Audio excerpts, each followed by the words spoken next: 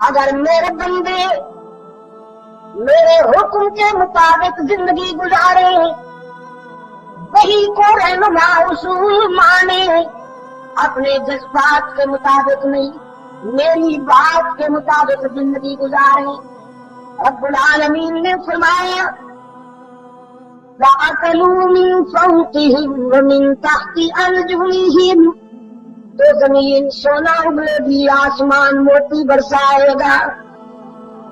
ہم انہیں کسی کا محتاج نہیں بناتے جو ہماری حکم کی اطاعت کرتے ہیں، جو فرما بردار بنتے ہیں،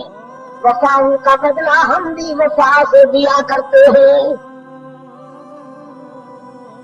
صحابہ کرام نے وفا کی، بتاؤ کراچی والوں، اللہ نے صحابہ کو کسی کا محتاج بنایا؟ وہ عرب کے چرواہے، وہ بکریوں کے چرانے والے، خود نہ تھے جو راہ پر عالم کے ہادی بن گئے، درفشانی نے تیری قطروں کو دریا کر دیا، دل کو روشن کر دیا، آنکھوں کو بینا کر دیا، خود نہ تھے جو راہ پر عالم کے ہادی بن گئے، کیا نظر تھی جس نے مردوں کو مسیحا کر دیا، کیا نظر تھی جس نے مردوں کو مسیحا کر دیا،